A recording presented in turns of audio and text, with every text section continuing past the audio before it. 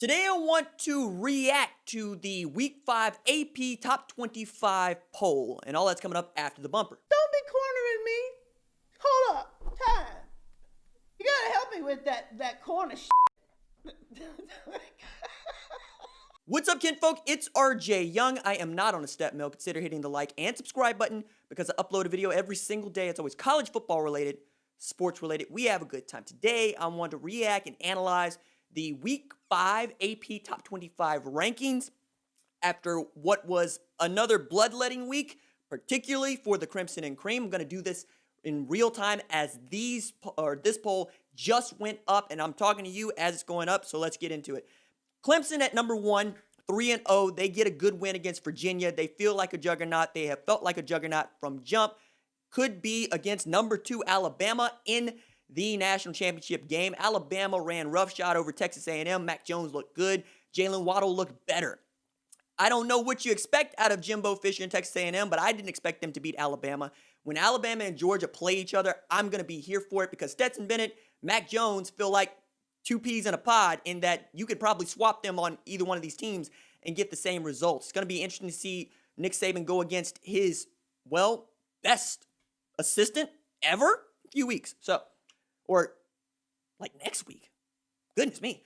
Georgia at number 3, Kirby Smart, basically saying we're going to ride Stetson Bennett. This is interesting because Kirby Smart had Justin Fields and kept Justin Fields on the bench for Jake Fromm, who went in the 5th round of this year's NFL draft.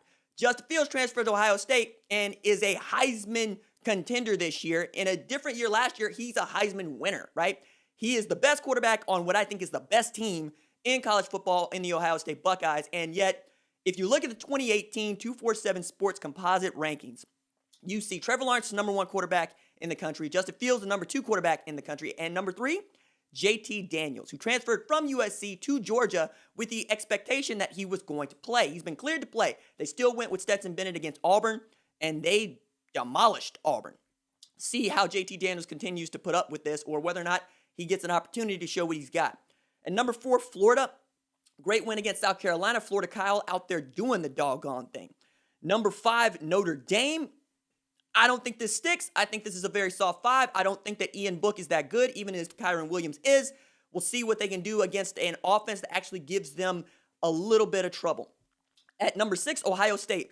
0-0. Ohio State is going to move up and down these rankings because they haven't played anybody. Come October 24th, we will find out what Ohio State is against Nebraska. And then hopefully the Big Ten plays its entire 8-game schedule and we can see Ohio State into the college football playoff. Number 7, Miami. They're going to get a Clemson team that is really going to test them. And for that matter, Clemson's finally going to get a test because we think that this Miami team is actually pretty decent. De'Aaron King has thrown for over 300 yards in a game.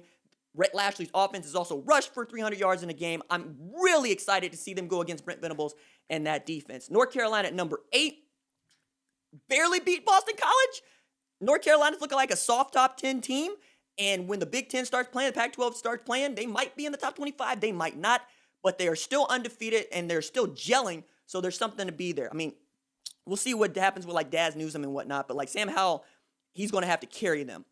At number 9, we got Penn State. Again, doesn't start play until October 24th. They're going to move up and down. They ought to be good. But see, and as Micah Parsons really is the only high-profile college football player who has continued to choose to opt out, even though the Big Ten is going to play football, I don't know that Penn State's going to be that great. Oklahoma State at number 10. They are 3-0 with what I thought is the softest first half of a Big 12 schedule, and the Big 12 is a Sun Belt property, so we'll see what Oklahoma State looks like when they got to play the likes of, Oklahoma or even Texas Christian, but West Virginia gave them a run for their money last week. West Virginia looked good against Baylor yesterday, so maybe they are onto something, especially with the change at quarterback to Shane Illingworth. That dude can spin it. Cincinnati at number 11. Sneaky good. Could be them versus Southern Methodist in the conference championship for the American. I don't know why Southern Methodist doesn't crack this top 10. I was looking forward to seeing there. They're 4-0. They play well, and I think they're the best team in the state of Texas. Oregon at number 12. Again, doesn't start playing until November 6th. They're going to move up and down. Auburn at number 13. You're 1-1. You take a loss to Georgia. You beat Kentucky. A good Kentucky team that also took Ole Miss into overtime. I don't know that Auburn is going to be able to do what it did last year, where it's just able to ride these really interesting plays that are made that are big and this good defense because they're just not what they are last year up the middle defensively. Auburn's going to slide. I mean, you look at the SEC West, I can make an argument that Mississippi State, LSU are better football teams than Auburn is right now, and yet here we see Auburn is the next best SEC West team behind Alabama. Tennessee at number 14, they look like they are a quarterback away, which is another way of saying that Jared Guarantano actually turns into the kind of quarterback that Mac Jones is. Tennessee might actually be able to go at Georgia's neck for the first time in a very long time. Brigham Young at number 15, playing a very interesting schedule. I don't know if Brigham Young is good. I only know that they're undefeated because they don't play anybody that is any good right now, in large part because the Mountain West is put off playing for some time, but also because they just had to make up a schedule out of making up a schedule out of making up a schedule. Postponements to jumping and globetrotting, as it were. Brigham Young still 3-0. Wisconsin, number 16. They're going to move up and down. They haven't played yet. LSU gets a 41-7 win against Vanderbilt.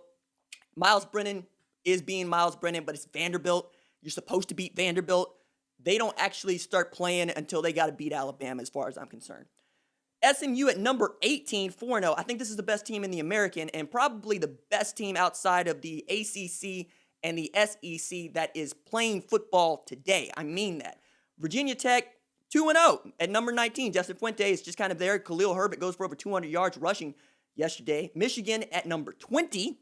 Again, going to move up and down. Hasn't played yet. Texas A&M is 1-1 with loss to Alabama that we all knew was coming.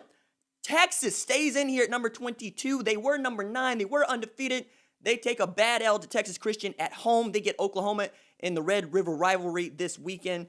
ULL finally getting ranked 3-0. Louisiana Lafayette. All they did was beat an Iowa State team that beat Oklahoma. Iowa State gets back here and here at number 24. Basically taking the spot of where Oklahoma probably would have been if they beat Iowa State. Minnesota at number 25. This means that Oklahoma is not ranked. It's the first time in my recollection that Oklahoma has not been ranked for 6 years. 6 years. You got to go back to 2014. And you got to go back to also 2014 when Oklahoma lost back-to-back games in the same season, right? Oklahoma State and then the Sweatpants Bowl against Clemson. Others receiving votes: Kansas State, USC, Mississippi State, UCF, Texas Christian, Marshall, Tulsa, who got a good win against a Central Florida team last night, beat a number 11 team on the road, knocking Central Florida out not just of that number 11 spot, but out of the rankings altogether. Utah at 30. Iowa got 26. Coastal Carolina gets 25. Oklahoma gets 20. North Carolina State gets 18. Ole Miss gets 18. UAB gets 15. Army gets 14. West Virginia gets 13. Memphis gets 12. Arkansas gets 11. Show Arkansas some respect. Okay, they beat a Mississippi State team that beat LSU. Pittsburgh at 7. Virginia at 5. Arizona State at 5. Washington at 4. Air Force at 4. And Indiana at 1. Whew. This is going to be a real interesting year, y'all. All right, that is it for me. Deuces.